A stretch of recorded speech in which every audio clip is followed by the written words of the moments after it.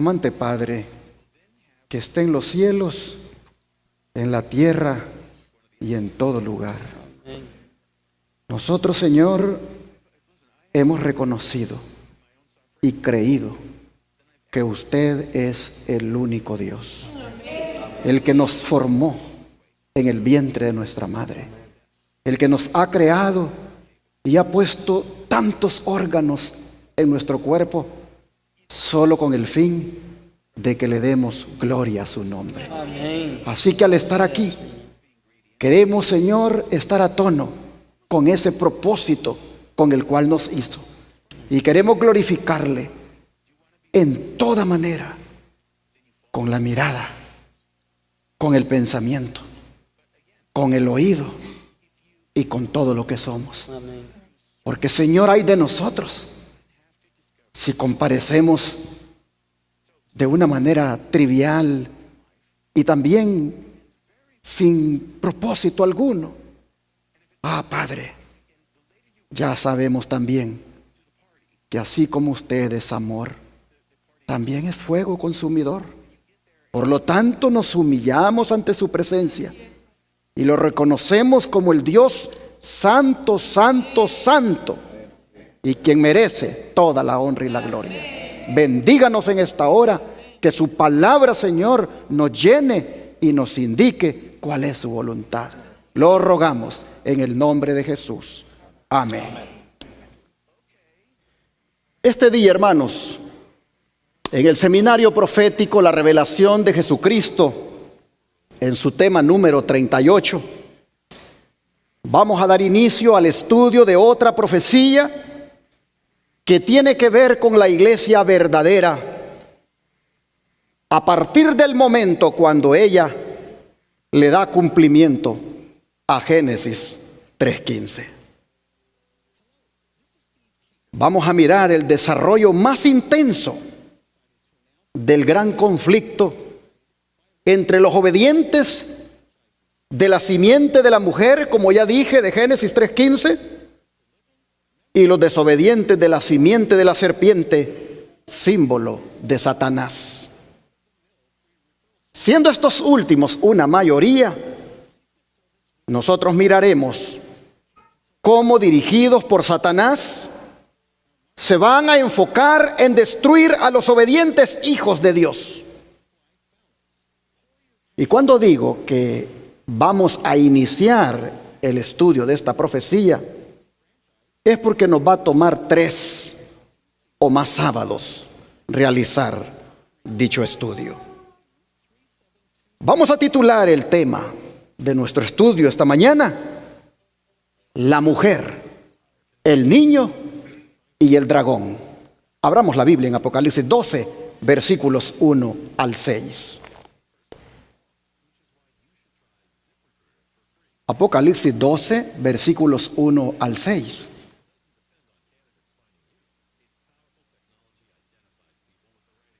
Dice la Escritura: apareció en el cielo una gran señal, una mujer vestida del sol, con la luna debajo de sus pies, y sobre su cabeza una corona de 12 estrellas.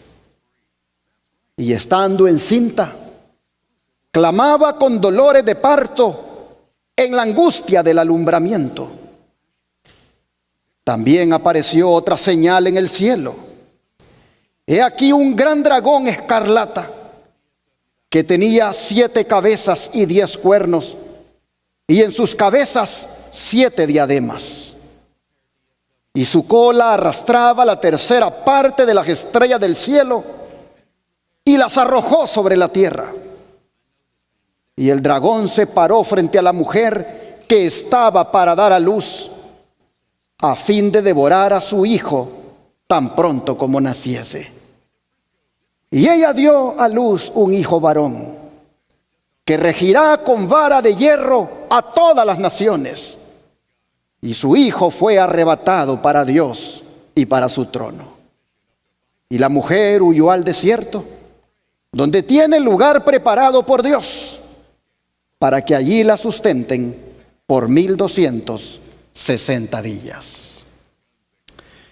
Aquí nosotros tenemos una visión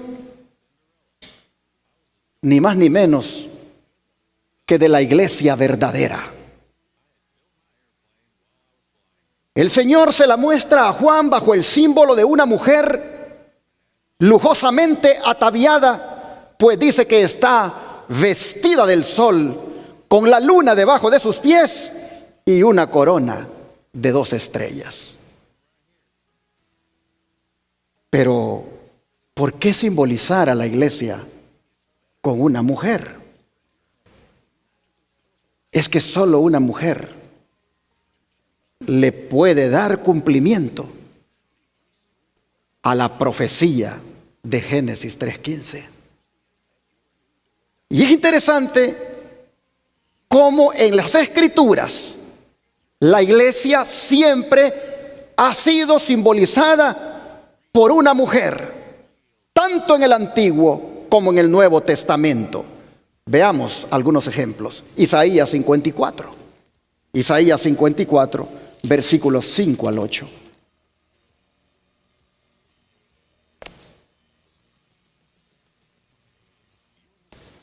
Isaías 54, versículos 5 al 8 dice: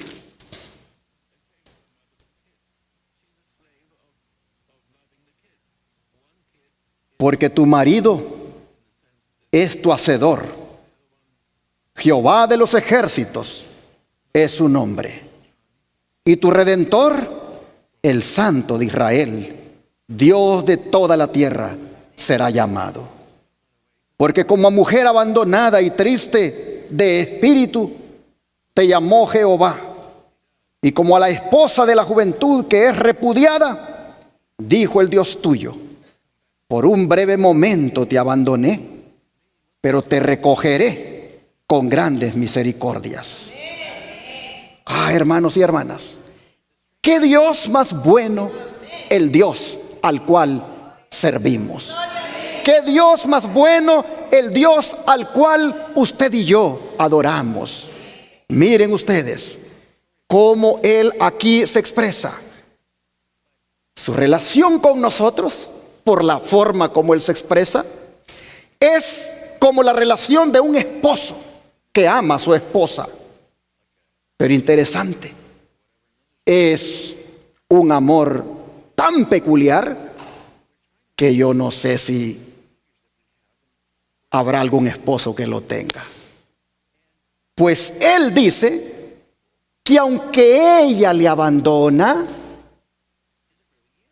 y por lo tanto sufre las consecuencias, como el caso del pueblo de Israel que fue llevado cautivo a Babilonia y parecía allí abandonado por Dios, de todas maneras dice que Él, después de un tiempo, busca a su amada, busca a su iglesia para ser otra vez su esposo. Decimos amén, hermanos.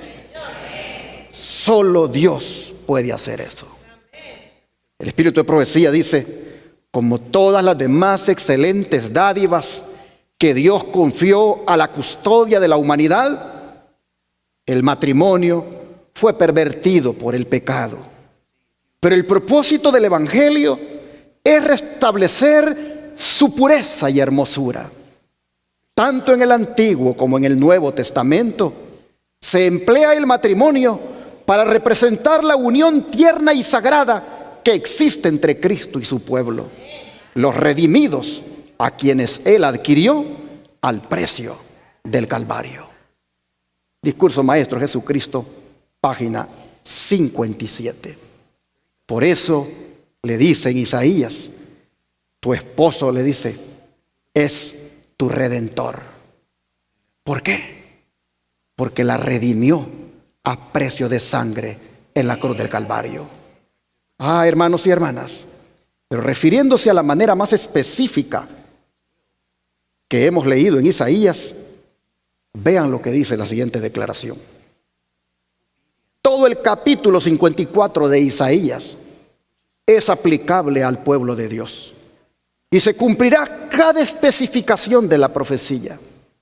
El Señor no abandonará a su pueblo en el tiempo de su prueba. Pues dice, por un breve momento te abandoné, pero te recogeré con grandes misericordias.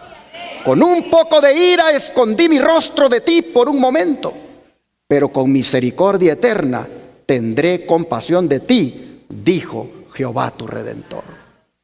Estas palabras de consuelo, dice, ¿son pronunciadas para los que están invalidando la ley de Dios? No, no. La promesa es para los que en medio de la apostasía general guardan los mandamientos de Dios y ensalzan la norma moral ante los ojos del mundo que ha abandonado la ley y ha quebrantado el pacto eterno. Río Ángel 28 de 1895. O sea, hermanos y hermanas, según el don de profecía, las palabras de Isaías son para nosotros que por su gracia ensalzamos los mandamientos de Dios. Pero el simbolismo de la mujer, hermanos, también se aplica cuando la iglesia se corrompe o cae en apostasía. Pues vea lo que dice Jeremías capítulo 3, versículo 20, Jeremías 3, versículo 20.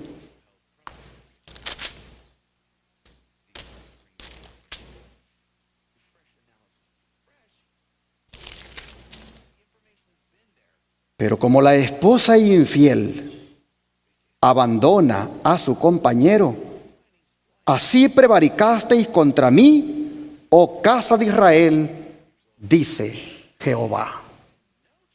Vean, hermanos y hermanas, el cargo que Dios presenta contra Israel por su infidelidad.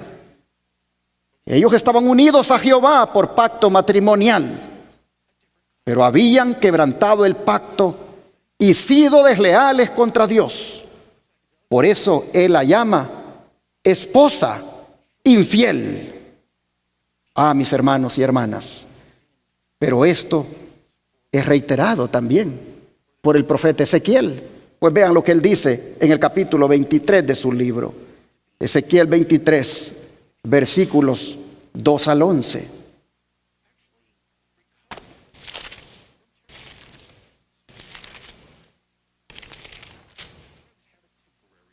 Dice la palabra de Dios: Hijo de hombre, hubo dos mujeres, hija de una madre, las cuales fornicaron en Egipto, en su juventud fornicaron. Allí fueron apretados sus pechos, ahí fueron estrujados sus pechos virginales. Y se llamaban la mayor Ahola y su hermana Aholiba, las cuales llegaron a ser mías y dieron a luz hijos e hijas. Y se llamaron Samaria Ahola y Jerusalén Aholiba. Esto es tabernáculo de ella y esto es mi tabernáculo en ella, dice ahí en letras pequeñitas, al menos en mi Biblia.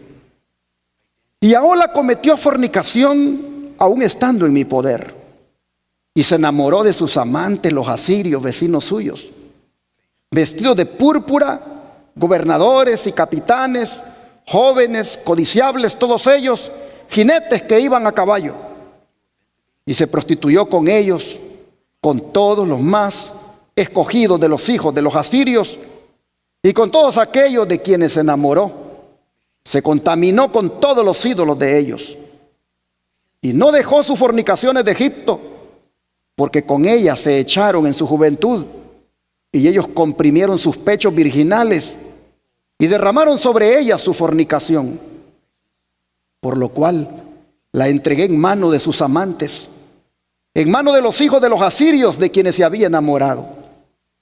Ellos descubrieron su desnudez, tomaron sus hijos y sus hijas, y a ella mataron a espada. Y vino a ser famosa entre las mujeres, pues en ella hicieron escarnio. Y lo vio su hermana Aholiba, y enloqueció de lujuria más que ella, y sus fornicaciones fueron más que las fornicaciones de su hermana.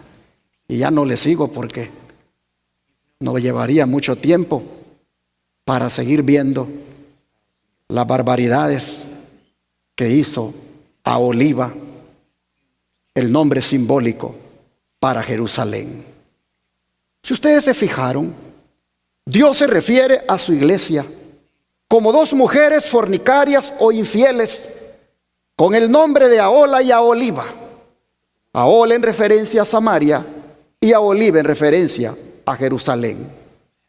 Me llamó la atención el significado que leí, pues dice que Ahola significaba o significa su tienda o su tabernáculo, porque resultó que Ahola, o sea Samaria, prácticamente inventó su propia forma de culto, como también inventó su propio templo. Mientras que en el caso de Jerusalén, Aholiba, su nombre simbólico, significaba mi tienda o tabernáculo en ella, porque resulta que allá en Jerusalén estaba el templo de Jehová. Ahí estaba el lugar que Dios había escogido para enaltecer su nombre. Así, hermanos y hermanas, vemos que de todas formas ambas fueron infieles a su divino esposo. Sin embargo, esta triste condición de la iglesia representada por una mujer infiel, nosotros vemos que ha sido a lo largo de la historia y todavía al final de los tiempos vuelve a aparecer. Pues en Apocalipsis 17, la mujer, miren cómo es presentada. Vamos a Apocalipsis 17, versículos 1 al 6. Apocalipsis 17, versículos 1 al 6.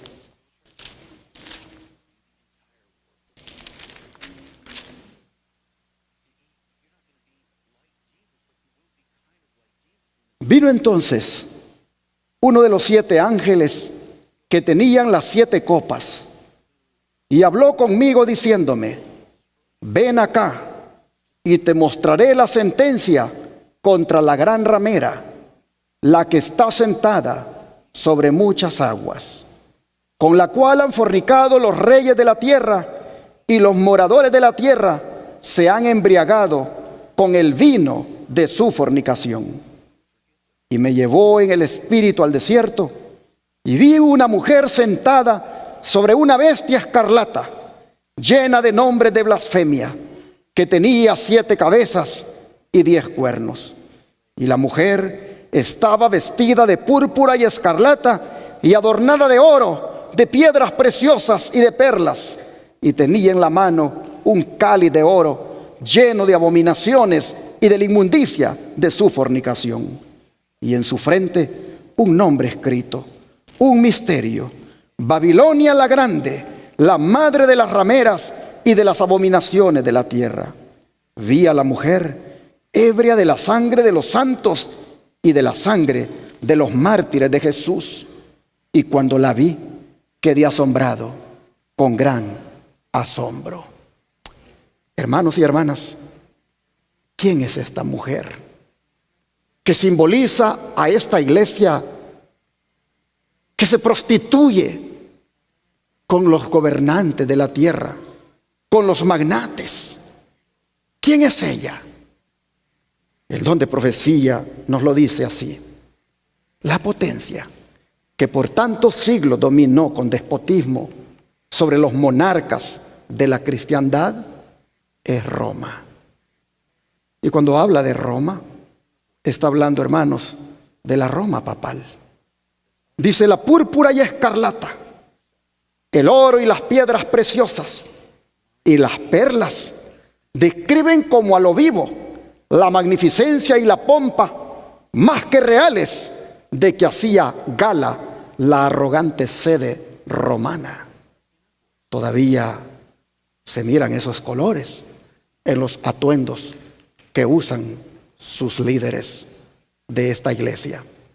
Y de ninguna otra potencia, dice, se podría decir con más propiedad que estaba embriagada de la sangre de los santos, que de aquella iglesia que ha perseguido tan cruelmente a los discípulos de Cristo. Se acusa además a Babilonia de haber tenido relaciones ilícitas con los reyes de la tierra. Por su alejamiento del Señor y su alianza con los paganos, la iglesia judía se transformó en ramera. Acabamos de leer, Isaías nos ha dicho cómo se prostituyó. Pero Roma, dice, es decir, la iglesia cristiana de Roma, se corrompió de la misma manera al buscar el apoyo de los poderes mundanos y por consiguiente recibe la misma condenación. Se dice que Babilonia es madre de las rameras. Sin duda sus hijas deben simbolizar las iglesias que se atienen a sus doctrinas y tradiciones y siguen su ejemplo, sacrificando la verdad y la aprobación de Dios para formar alianza ilícita con el mundo. En Apocalipsis 14 hay un mensaje que anuncia de la caída de Babilonia, y esta debe aplicarse a comunidades religiosas que en un tiempo fueron puras y luego se han corrompido. Muchas de las iglesias protestantes están siguiendo el ejemplo de la iglesia romana y se unen inicuamente también con los reyes de la tierra. Así obran las iglesias del Estado en sus relaciones con los gobiernos seculares y otras denominaciones en su afán de captarse el favor del mundo. Así, hermanos y hermanas, el don de profecía en el conflicto de los siglos, página 379 y la 380, se ha referido nada más ni nada menos que a la iglesia católica de Roma, como también a las iglesias protestantes que encajan en el símbolo de la gran ramera. La mujer que en Apocalipsis 17 le es infiel a Dios y que hasta ha perseguido a los santos del Altísimo. No tenemos tiempo ahora para suplir aquí de pruebas, pero ya las hemos suplido en otros mensajes anteriores de cómo esta verdad está respaldada. La historia, usted puede acudir hoy en el Google a buscar datos y le hablará de estas cosas.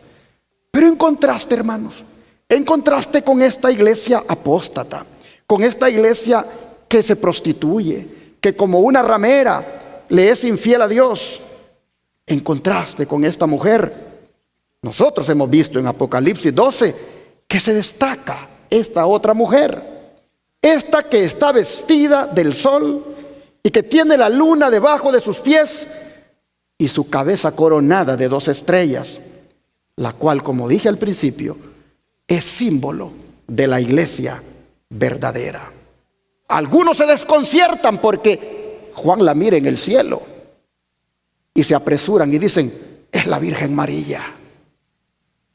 Sí, dicen eso porque la mujer de Apocalipsis 17, la prostituta, la ramera, esa les ha enseñado de que esta mujer de Apocalipsis 12 es la Virgen María. Sin embargo, los que creen esto no se dan cuenta al leer la profecía que esta mujer vestida de sol es objeto de la ira satánica hasta la venida de Cristo, mientras que María está en la tumba esperando la mañana de la resurrección para que su hijo la levante. Oh, mis hermanos, tampoco toman en cuenta los que dicen que esta mujer de Apocalipsis 12 es la Virgen María. Tampoco toman en cuenta que no se le puede aplicar a María el simbolismo de las 2 estrellas que tiene en su cabeza, ni mucho menos la huida al desierto. Pues María es verdad que huyó, pero huyó a Egipto y no huyó por 1260 días que son proféticos y que equivalen a 1260 años. No puede aplicársele a María eso. Entonces, ¿cómo entender? ¿Cómo entender el que la mujer, símbolo de la iglesia, Juan la mire en el cielo? Es que, hermanos y hermanas, la iglesia es de origen celestial. ¿Cuántos lo creen? La iglesia es de origen celestial. Y aunque se encuentra aquí en la tierra, el libro de Efesios dice que ella vive en lugares celestiales. Vamos al libro de Efesios, capítulo 2, versículo 4 al 6 para verlo. Efesios capítulo 2, versículo 4 al 6.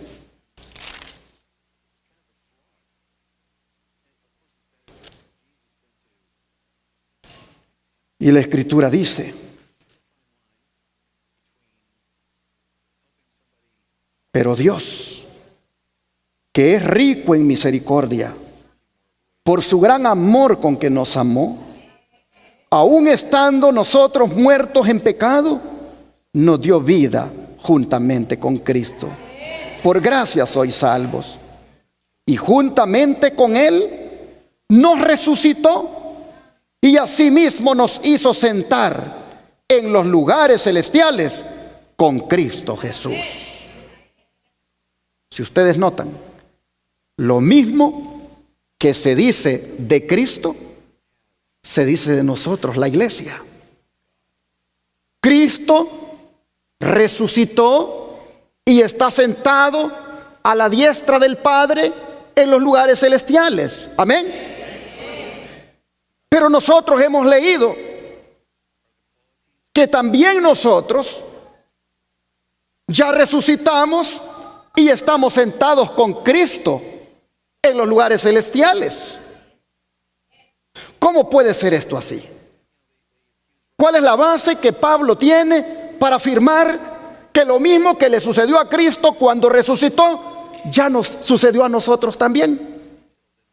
La respuesta, hermanos, a este interrogante está mismo aquí en Efesios capítulo 1, versículo 22. Está aquí mismo en Efesios capítulo 1, versículo 22 y 23.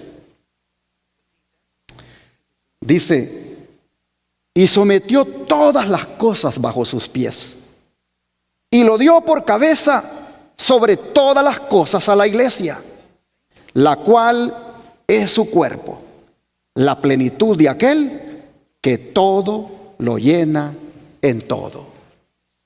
Si ustedes se fijan, hermanos, aquí Cristo es presentado como la cabeza del cuerpo que es su iglesia. De manera que ahora tiene sentido lo que Pablo dice. Pues lo que le ocurrió a la cabeza en la resurrección, sin duda le va a ocurrir también a todo su cuerpo, que es la iglesia. Cristo es la cabeza del cuerpo, que es su iglesia. Y donde esté actualmente la cabeza, seguramente también va a estar el cuerpo. Lo que Pablo nos está diciendo es que el hecho de que Cristo ya esté sentado a la diestra de Dios garantiza que su iglesia por la fe ya está sentada ya también. Y que en la realidad se cumplirá cuando sea esta iglesia levantada por Él en su segunda venida. Oh, mis hermanos, con la resurrección de Cristo, que es la cabeza de la iglesia, se ha asegurado en definitiva la resurrección de nosotros, la iglesia, su cuerpo. Así que como creyentes ya pertenecemos por la fe al mundo celestial. Ya estamos sentados, dice Pablo, con Cristo en los lugares celestiales. La entrada de Cristo al cielo es la garantía de que nosotros también entramos por la fe en Él. Pues donde está la cabeza, por la fe también está su cuerpo. Cuando usted ora, ¿a dónde dirige usted su oración? ¿Acaso no la dirige a los cielos? Oh, hermanos y hermanas, la vida espiritual aquí en la tierra llega a ser un anticipo de la vida celestial. Cuando los sábados nos congregamos, aquí estamos nosotros teniendo un anticipo de lo que será la vida celestial. La presencia del Padre, del Hijo y del Espíritu Santo aquí en medio nuestro nos garantiza que estaremos con ellos para siempre también en el cielo. Oh, hermanos, Cristo está con nosotros hoy por medio de su representante, el Espíritu Santo. Pero al mismo tiempo dice Pablo que nos considera como si ya viviéramos con Él. Al ascender Cristo, hermanos, que es la cabeza de la iglesia, a los lugares celestiales, repito, asegura que nosotros también subiremos. Pero ¿qué significado tiene ya el hecho de saber que estamos con Cristo sentados en lugares celestiales? ¿Cómo podemos capitalizar eso en la vida práctica de nosotros los cristianos? ¿Cómo eso puede, hermanos, ser mostrado que ya vivimos en los lugares celestiales por la fe? Pónganle atención a esta declaración que les voy a poner para que salgamos bendecidos de esto que hemos leído en la Biblia. Dice: Dios desea que sus hijos muestren al mundo lo que significa estar sentado en los lugares celestiales en Cristo, para mostrar a los siglos venideros las abundantes riquezas de su gracia en su bondad para con nosotros en Cristo Jesús. Espera que manifestemos esa bondad. ¿En qué forma, hermanos? En nuestro trato mutuo.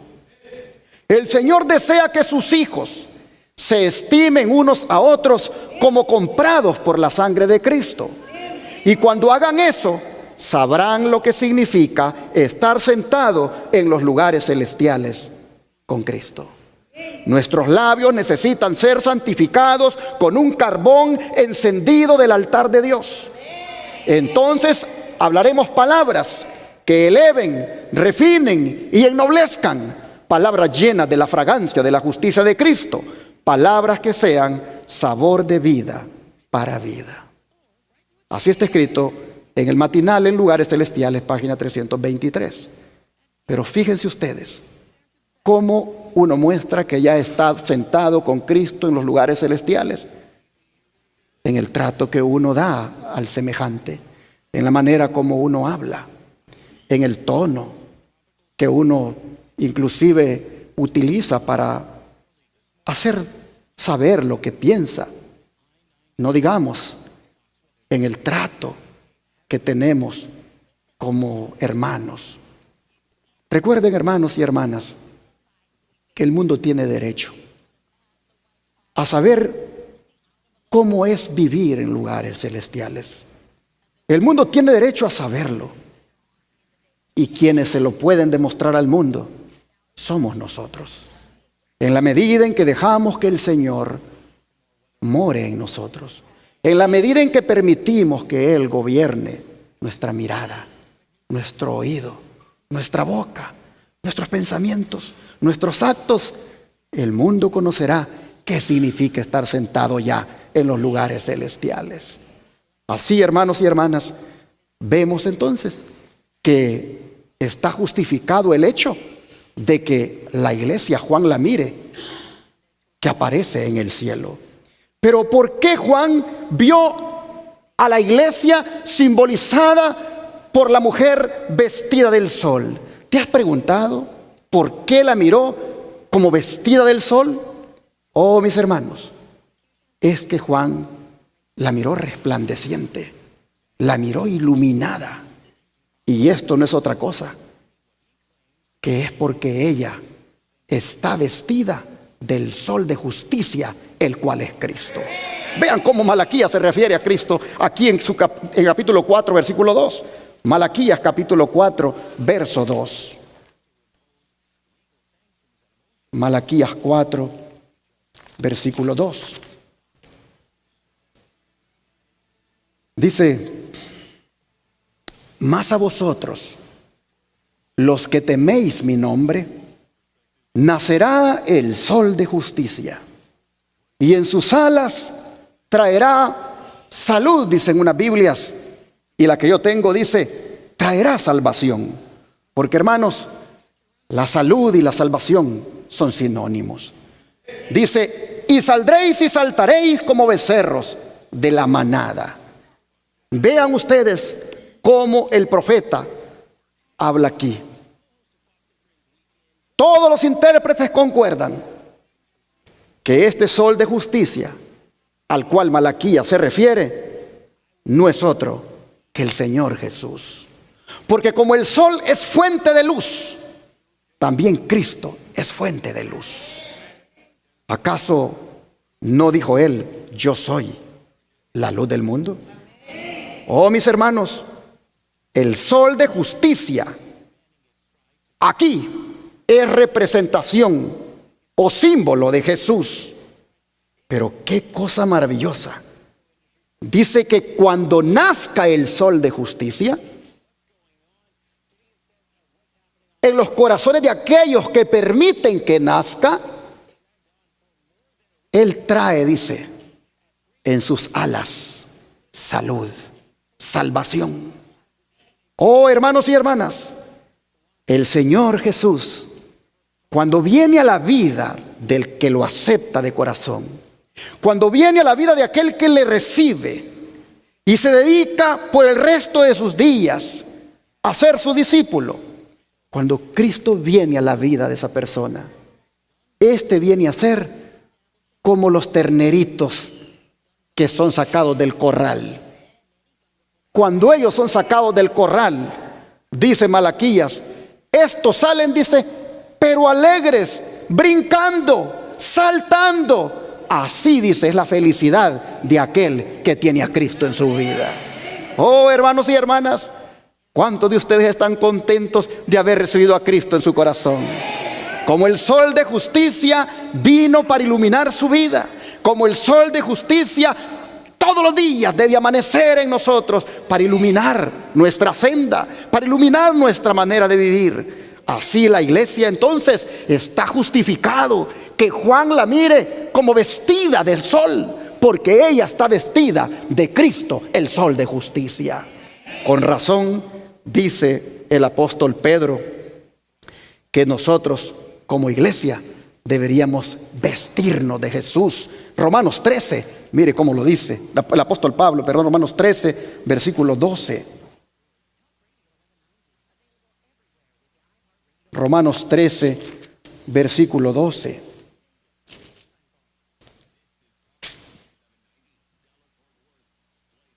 Dice, la noche está avanzada y se acerca el día. Desechemos pues las obras de las tinieblas y vistámonos las armas de la luz. Pregunto, ¿quién es la luz? Cristo.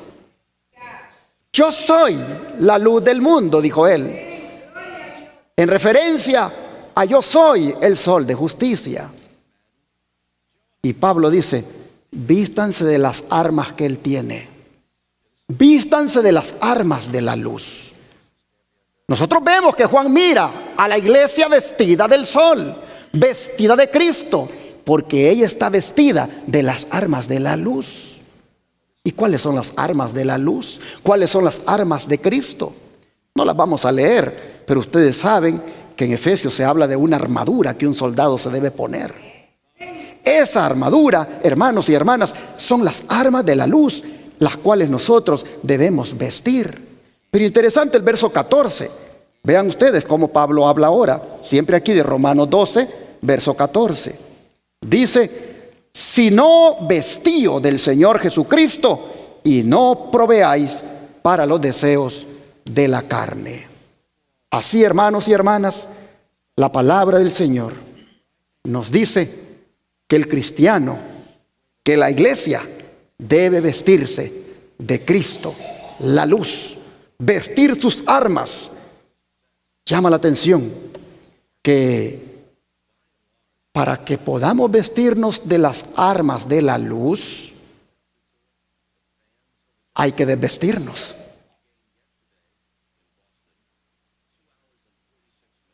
Repito, para poder vestirnos de las armas de la luz, hay que desvestirnos. ¿Qué cosa? ¿Qué nos debemos quitar? ¿Qué debemos hacer cuando hablamos de desvestirnos? Ni más ni menos que desvestirnos, hermanos, de los deseos de la carne.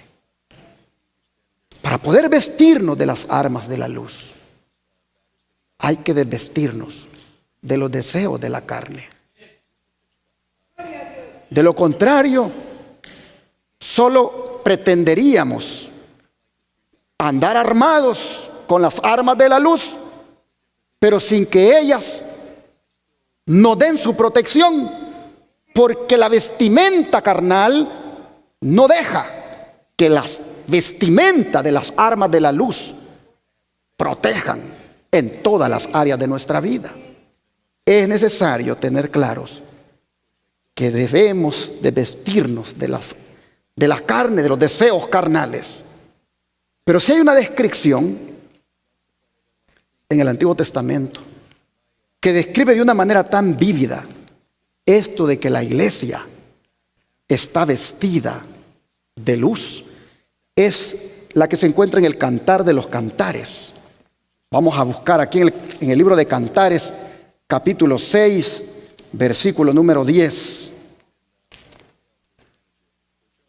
Está después de Eclesiastés, el libro de Cantares. Y en el capítulo 6, verso 10, encontramos una declaración que hace Salomón para la Sulamita, la mujer más hermosa que él tiene. Dice: ¿quién es esta que se muestra como el alba, hermosa como la luna, esclarecida como el sol, imponente como ejércitos en orden? Así Salomón se expresaba de la belleza y la fuerza de la Sulamita, su esposa. Y el don de profecía aplica a la iglesia estas palabras de quién es esta que se muestra como el alba, hermosa como la luna y esclarecida como el sol. Se los pongo en esta declaración. Dice: cuando esta obra haya quedado consumada, los discípulos de Cristo estarán listos para su venida. Entonces la ofrenda de Judá y de Jerusalén será grata a Jehová como en los días de la antigüedad y como en los años de remotos tiempos. Entonces la iglesia que nuestro Señor recibirá para sí será una iglesia gloriosa, no teniendo mancha ni arruga ni otra cosa semejante.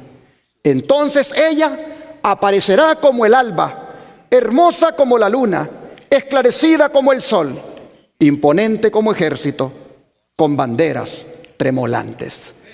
Así, hermanos y hermanas, ven ustedes, se refiere a la iglesia cuando Cristo venga, cuando ésta esté deslumbrante con toda su gloria. Pero sigue diciendo: miembros de iglesia, despertada la importancia de la circulación de nuestras publicaciones y dedicad más tiempo a esta obra. Colocad en los hogares de la gente revistas, folletos y libros que predicarán el evangelio en sus diferentes aspectos. No hay tiempo que perder. Que muchos se entreguen voluntariamente y sin egoísmo a la obra del colportaje, y en esa forma ayuden a hacer resonar la advertencia que se necesita en gran medida. Cuando la iglesia realice la obra que se le ha encomendado, avanzará hermosa como la luna, esclarecida como el sol, imponente como ejército en orden. Consejo sobre la salud, página 462. No sé si notaron el mensaje. Que si bien es cierto, cuando Cristo aparezca en las nubes, la iglesia será tan gloriosa que será como la describe Salomón, es decir, hermosa como la luna y esclarecida como el sol. Si bien es cierto, eso ocurrirá cuando esté llena de gloria en el día de la venida del Señor. Dice el don de profecía que ya puede la iglesia parecer como Salomón la describe, hermosa como la luna, esclarecida como el sol e imponente como ejércitos en orden. Ya puede la iglesia experimentarlo.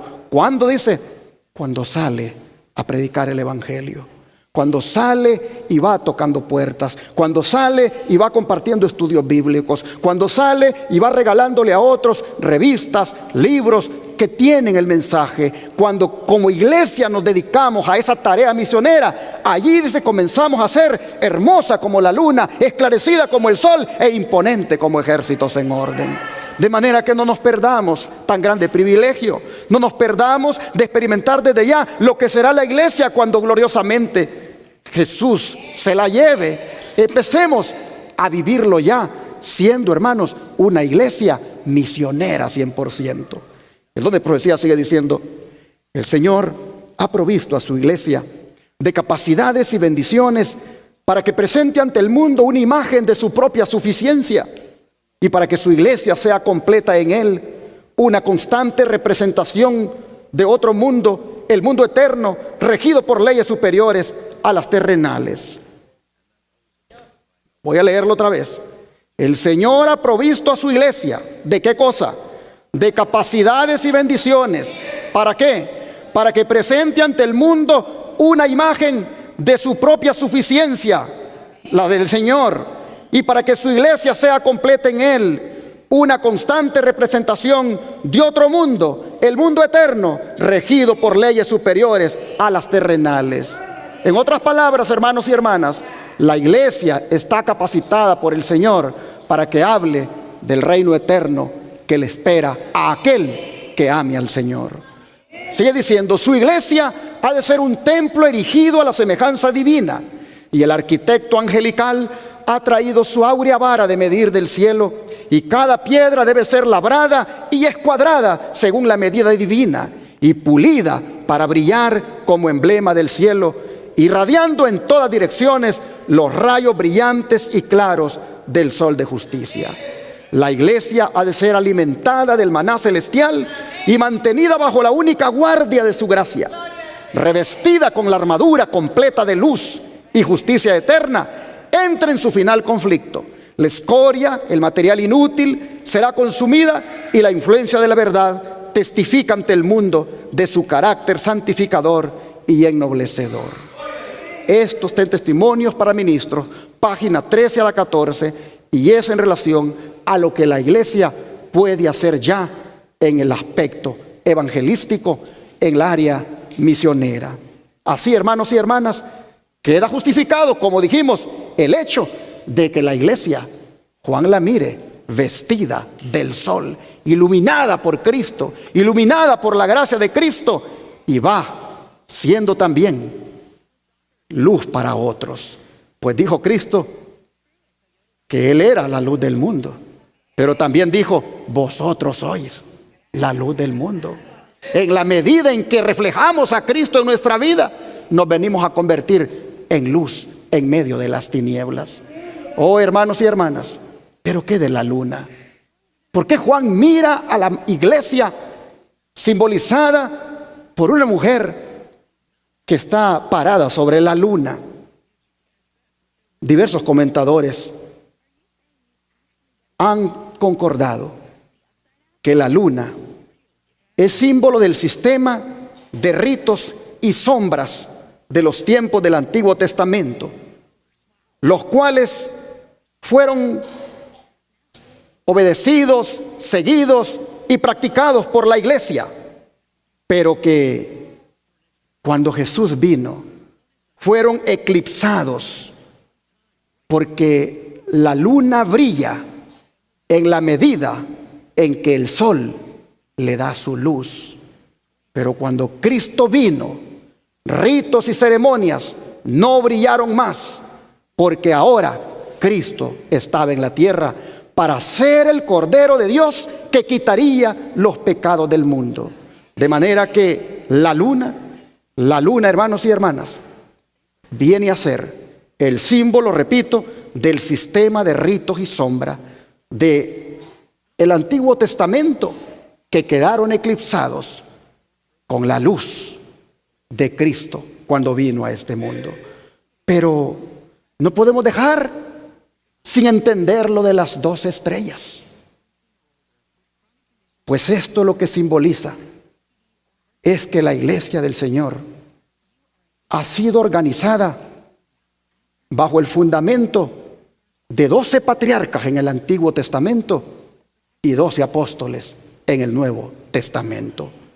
La iglesia está fundamentada sobre la roca que es Cristo y sobre el fundamento de los apóstoles en el caso nuestro, pero la del Antiguo Testamento sobre el fundamento de los 12 patriarcas. El don de profecía lo dice de la siguiente manera en Hechos de los Apóstoles, página 16. Los discípulos Estaban por salir como testigos de Cristo para declarar al mundo lo que habían visto y oído de Él. Su cargo era el más importante al cual los seres humanos habían sido llamados alguna vez, siendo superado únicamente por el de Cristo mismo. Habían de ser colaboradores con Dios para la salvación de los hombres. Como en el Antiguo Testamento, los 12 patriarcas eran los representantes de Israel, así los 12 apóstoles son los representantes de la iglesia evangélica. Mis hermanos, así entonces Juan tiene claro que las 12 estrellas es la organización de la iglesia, tanto del Antiguo como del Nuevo Testamento, en estos 12 patriarcas y en los 12 apóstoles. Pero si estas características hacen de la mujer vestida de sol tan relevante como es la iglesia verdadera, lo que nos dice el verso 2 también es relevante. Vamos otra vez a Apocalipsis, capítulo 12, verso 2. Apocalipsis, capítulo 12, verso 2. Dice que la mujer o la iglesia, estando encinta, clamaba con dolores de parto en la angustia del alumbramiento. Aquí, hermanos y hermanas, nosotros vemos que es una identificación de cómo estaba la iglesia antes de que Cristo viniera. La iglesia estaba por dar a luz. Antes de que Cristo naciera, la iglesia estaba embarazada, estaba encinta y clamaba con dolores de parto en la angustia del alumbramiento. ¿Cómo puede ser esto? Si cuando vino a los suyos vino y los suyos no le recibieron, ¿cómo podemos decir entonces que es la iglesia, la del Antiguo Testamento, la que estaba para dar a luz, la que estaba embarazada y clamaba con dolores de parto? Hermanos y hermanas, el Señor Jesús le está diciendo a Juan: la visión que te doy a partir del capítulo 12 es lo que le ocurre a la iglesia a partir del día cuando yo nací en esta tierra. La iglesia, Juan la mira que estaba encinta, estaba embarazada, estaba a punto de dar a luz. Ella clamaba con dolores de parto. Esto no es otra cosa que una indicación de una iglesia que estaba orando porque ese Mesías viniera. Una iglesia que oraba porque apareciera ya el Hijo de Dios. Una iglesia, hermanos, que en lo más profundo de su corazón suplicaba porque el Mesías prometido apareciera. Oh, hermanos y hermanas, ¿por qué oraba esa iglesia por ese Mesías prometido? ¿Por qué oraba porque ya apareciera en el escenario? Porque ella sabía que en el Mesías prometido estaba la salvación y el perdón de los pecados. Oh, hermanos y hermanas, ¿quién era esa iglesia? No era la compuesta por los líderes religiosos, no era la compuesta por los fariseos, los sacerdotes, no. Era la compuesta por Zacarías y Elizabeth. Era la compuesta por Simeón y Ana. Era la compuesta por María. Era la compuesta por los magos aquellos que estaban estudiando las profecías y que ni israelitas eran. Era la compuesta por los pastores que en las noches cuando velaban por los cuidando los ganados o el rebaño, ellos también anhelaban que apareciera el Mesías. Esa es la iglesia que clamaba, esa es la iglesia que estaba por dar a luz, esa es la iglesia que con dolores de parto anhelaba ser liberada ya y que apareciera el Mesías. Oh, hermanos y hermanas, vean, para tener una idea cómo era esa iglesia, Lucas capítulo 1. Vamos a leer aquí el versículo 5.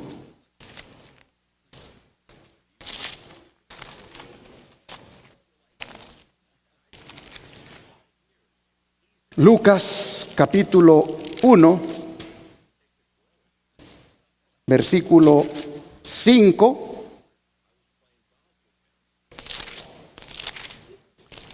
No vamos a leer todo el relato, pero vamos a leer hasta algún punto ahí.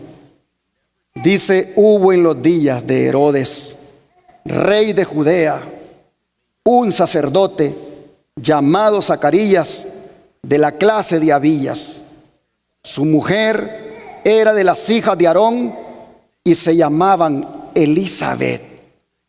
Aquí están los representantes, hermanos, de la iglesia que estaba embarazada, de la iglesia que estaba por dar a luz, de la iglesia que clamaba en oración porque los dolores de parto se acabaran y naciera el Mesías. Pues vean ustedes cómo lo describe el verso 6 a estos representantes de la iglesia. Dice: ambos, o sea, Zacarías y Elizabeth, eran como, hermanos, justos delante de Dios, y andaban como, hermanos, irreprensibles. ¿En cuántos mandamientos? En todos los mandamientos y ordenanzas del Señor. Esta era la iglesia que clamaba y que estaba una con dolores de parto, clamando porque ya fuera liberada de dicho parto y apareciera el Mesías. Esta era la iglesia, la representada por Zacarías y Elizabeth, hombres justos, piadosos, consagrados delante del Señor, hombres que eran irreprensibles en todos los mandamientos. Pero también junto con ellos, hermanos y hermanas, estaba una jovencita, versículo 26, que también estaba deseando que apareciera el Mesías.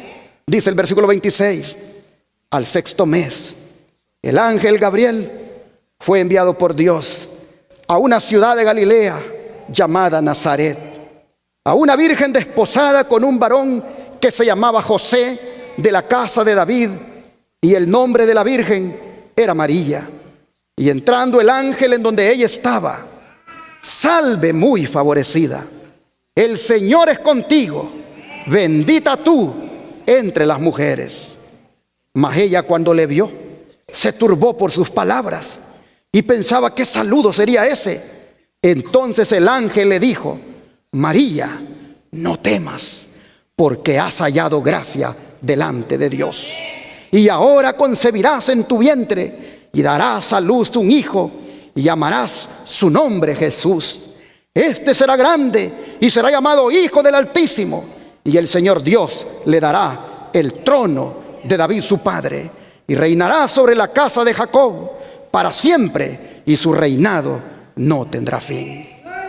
María, la jovencita, que también era parte de esa iglesia que estaba por dar a luz, que estaba de parto, que estaba por que ya saliera del alumbramiento.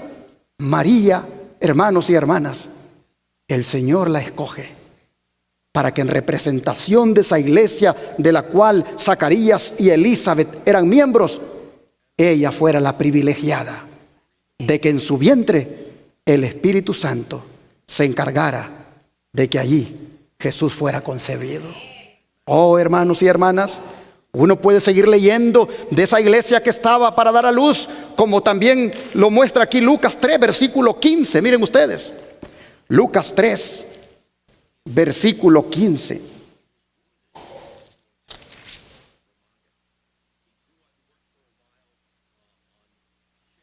Como el pueblo estaba en expectativa, preguntándose todo en sus corazones si acaso Juan sería el Cristo, respondió Juan diciendo a todos: yo a la verdad os bautizo en agua, pero viene uno más poderoso que yo, de quien no soy digno de desatar la correa de su calzado. Él os bautizará en Espíritu Santo y fuego.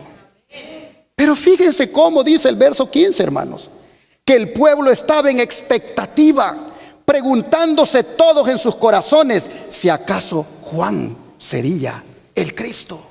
¿No les dice esto a ustedes que la iglesia estaba realmente embarazada, deseando salir de su embarazo y clamando porque fuera liberada ya del embarazo? La iglesia estaba en expectativa. ¿Quiénes? Los que ya mencioné: Zacarías, Elizabeth. Y así, hermanos, también vemos que Simeón y Ana. Vamos otra vez aquí, siempre al libro de Lucas, y vamos a mirar el versículo 20, capítulo 2, versículo 21. Dice: cumplidos los 8 días para circuncidar al niño, le pusieron por nombre Jesús, el cual le había sido puesto por el ángel antes que fuera concebido. Y cuando se cumplieron los días de la purificación de ellos, conforme a la ley de Moisés, le trajeron a Jerusalén para presentarle al Señor. Como está escrito en la ley del Señor: todo varón que abriere la matriz será llamado santo al Señor, es decir, primogénito. Y para ofrecer conforme a lo que se dice en la ley del Señor, un par de tórtolas o 2 palominos. Pero vean ustedes, aquí están otros representantes de la iglesia que estaba para dar a luz. Y he aquí había en Jerusalén un hombre llamado Simeón. Y este hombre, justo y piadoso, esperaba la consolación de Israel. Y el Espíritu Santo estaba sobre él. Y le había sido revelado por el Espíritu Santo que no vería la muerte antes que viera al ungido del Señor. Y movido por el Espíritu, vino al templo.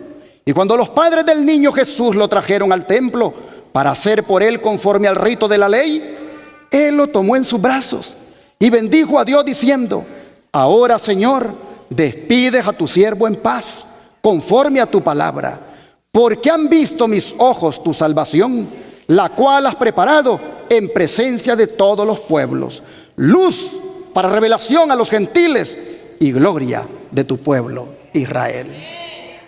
Este es uno que estaba por dar a luz. Este es uno que representaba a la iglesia que estaba con dolores de parto. Un hombre piadoso, consagrado, que anhelaba la salvación, que anhelaba que el Mesías viniera. Pero a él se le une Ana.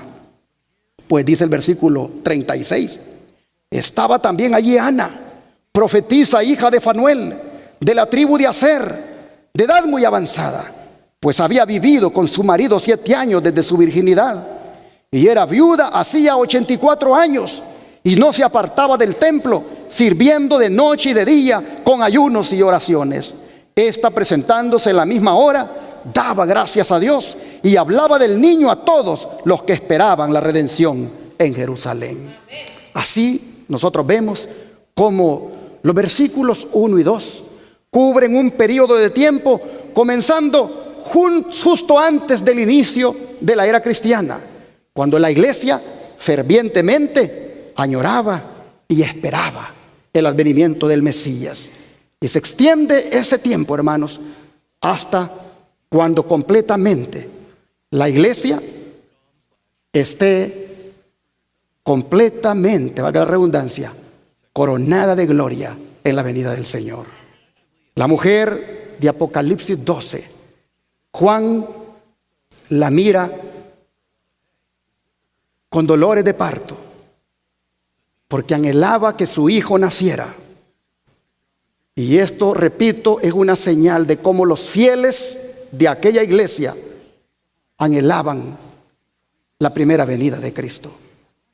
Oh, hermanos y hermanas, así como Cristo vino la primera vez, y los que lo esperaban, como son todos los que mencioné, se gozaron con su venida, así también la iglesia de hoy, la verdadera, la fiel, espera anhelantemente que Cristo venga por segunda vez.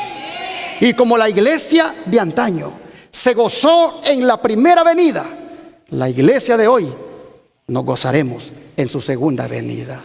Solamente, hermanos y hermanas, que tengamos la actitud de Elizabeth y de Zacarías, tengamos la actitud de María, tengamos la actitud de Simeón, la actitud de Ana, tengamos la actitud de los pastores, tengamos la actitud de vivir todos los días esperando a nuestro Redentor. Esperemos que Él venga pronto y tengamos de antemano la seguridad que aunque se ha tardado, volverá por nosotros. Como vino la primera vez y aparentemente se había tardado, el embarazo estaba por ya dar a luz, pero vino así, hermanos, va a venir por segunda vez. Solamente tengamos la actitud de aquellos hombres, una actitud de espera, una actitud, hermanos, de perseverancia, porque el Señor Jesús vendrá por nosotros. Pero el niño está por nacer y un dragón está listo para atacarlo. Lo miraremos en el próximo tema. Por ahora, démosle gracias a Dios por ser de la iglesia que está vestida del sol de justicia. Vistámonos todos los días de Cristo, andemos vestidos de Jesús, seamos iluminados por Jesús para ser esa iglesia que va triunfante hasta la venida del Señor. Que Dios le bendiga. Tu iglesia victoriosa tendrá la libertad. Porque nunca, hermanos, nunca había estudiado Apocalipsis 12 en la forma detallada como lo estoy haciendo. Miren, solo 2 versículos citamos. Y hay mucho más que aprender. Gloria a Dios por su palabra. Vamos a darle gracias al Señor. Oremos. Amante Padre, qué privilegio para nosotros formar parte de tu iglesia. Qué privilegio para nosotros formar parte de esa iglesia vestida del sol. De esa iglesia coronada con 2 estrellas y que tiene sus pies sobre la luna. Qué privilegio para nosotros ser parte de la iglesia verdadera. Ayúdanos, Señor, a permanecer en esta iglesia. Ayúdenos, Señor, a perseverar, a no claudicar en cuanto a la fe y a mantenernos firmes en esta iglesia, porque como dice su palabra y también lo ha dicho el himno, cuando usted aparezca en las nubes, su iglesia habrá ganado la victoria. Así que, Señor, nos encomendamos en sus manos y le pedimos que seamos cristianos victoriosos, que seamos cristianos que podamos reflejar aquí en el mundo lo que es estar sentado ya en los lugares celestiales.